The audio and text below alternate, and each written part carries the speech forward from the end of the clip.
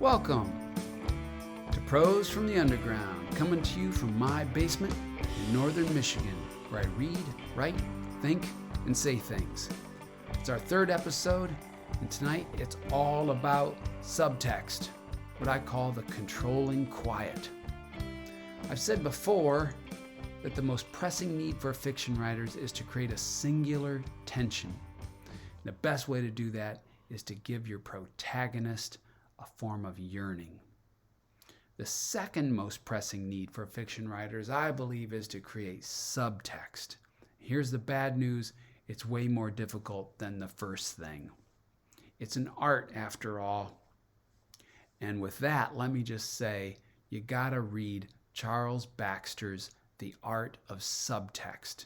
That's on the Grey Wolf Press series, Art of series. And Baxter's book is just brilliant and incredibly helpful. The subtitle of that is Beyond Plot. That's really how to tweak up the power of your fiction. But I've got a few fresh thoughts on this, and I hope they're helpful. So let's get started.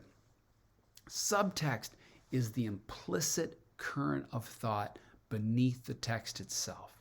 It's what the narrator and reader both quietly know, or what the reader is quietly coming to know.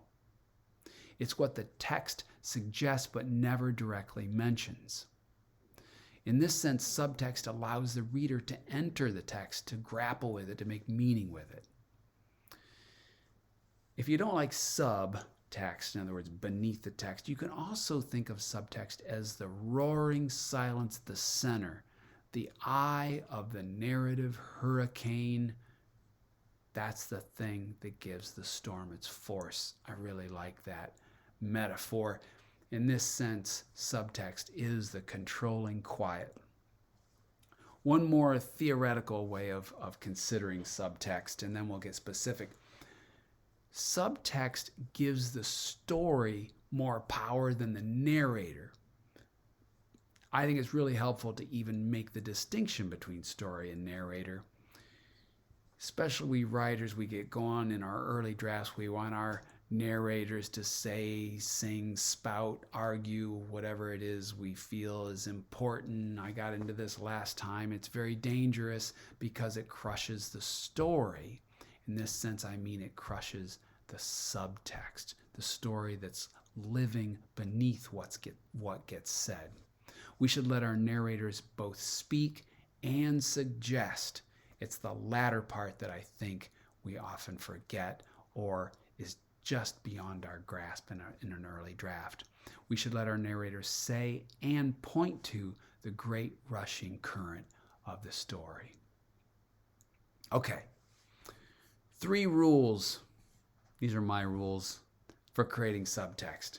Number 1, do not, except once in a great while, and I'll come back to that, say what the reader already knows. Number 2, do not say what the reader probably already knows. You might want to sock me through your screen at this point. I'll come back to that in a moment. Number 3, do not say what you've already implied.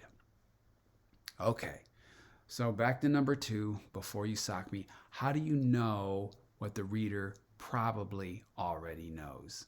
Well, you don't, but consider the situation you've put your characters in, which means the situation you've put readers in, and the typical associations that readers bring to that situation.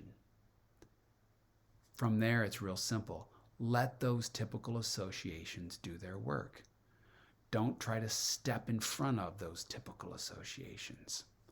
Let them work. Okay, let me get specific. I'm going to read you a passage. I hope you can bear with me. This is a passage that is, we'll say, pre-publication. It's pre-everything. It's drafty. It's from my own work. I'll read it to you, and I think there are some offending passages here, those that stomp on subtext. Here we go. Following new rules about where to put trash, Lana walked to the dumpster and flicked her butt directly inside. She started pivoting away, but stopped. Something caught her eye. Partly eclipsed by a drooping bag flecked with creamy droplets was a pale and unmuscled arm, elbow to wrist. Lana heard herself whimper, then thought better about it. Nicotine was perhaps jangling her perception. She leaned in close, squinted, and wondered at the stench. Was it normal, like how the dumpster gets, or worse, like a corpse? She backed away and inhaled. From this angle, the arm seemed like an old rag or strand of dough. She scanned for a stick, anything long enough, but there were no sticks or boxes or anything because Kate, boss lady, had mandated the backside of Leadbelly's no longer be a sprawl of filth. Everyone had been doing their best. No near misses, no butts on the ground, just that greased teardrop flowing on the contoured pavement as if the dumpster had been crying itself to sleep each night. So there you go. Not bad, okay, but some offending phrases, those that stomp on subtext, that steal knowledge making away from the reader. And here they are. There may be more. I'd have to look more closely one of these nights, but I know that the following highlighted phrases are just offensive. Following new rules about where to put trash, that stomps on the reader because the next phrase, Lana walked to the dumpster, the reader's gonna feel that developing in the consciousness. The next one's really interesting. She started pivoting away but stopped. Something caught her eye, partly eclipsed by a drooping bag. Get rid of that. Something caught her eye. The reader is gonna make that connection. If the narrator says that, it steals the connection making away from the reader. The next one makes me really cranky. Nicotine was perhaps jangling her perception. I don't believe the reader needs to see the perhaps. In fact, stating it takes the question of it away from the reader. Same thing with like a corpse. The reader is coming to assume or wonder if it's a corpse, just like Lana is in this scene. Stating it takes the wonder away from the reader. From this angle, well, she backed away, so we don't need from this angle. I believe the final was now the arms seem like. And the last one there, Kate, boss lady, my God, it's unnecessary completely because if someone named Kate mandated something and everyone was trying to adopt that mandate, she's clearly a boss of some sort. So those are the phrases that I believe stomp on subtext. Creating subtext is often just the art of strategic omission. So if I removed those, which I did, thank God, the passage becomes more savvy, more inviting to the reader. Okay, so here are a few strategies for playing with subtext. I think it's important for us writers to always imagine that these conventions, these rules, ain't really rules. They're just guidelines, ways that we can intensify our work. And if we can play with subtext, we can really have some fun. Number one, have characters dance around the obvious. I can think of no better example, at least that I've read recently, than Dennis Johnson's awesome little crime book, Nobody Move. I mentioned that in a previous episode. It's awesome. The characters are speaking back and forth, and rarely do they ever mutter or utter what's obvious. Instead, everyone's dancing around, and it's just a ton of fun to read. Number two, have characters get the obvious wrong. Hugely cool. Have them say the opposite of what readers are coming to know. And number three, a really savvy thing to do, have characters or the narrator finally, after some hardship, try but struggle to say the obvious. And we have to remember that awesome moment at the end of Brokeback Mountain. Annie Proulx, the character Ines Del Mar merely says at the end of a crushing story, Jack, I swear. My God. That's subtext. Okay.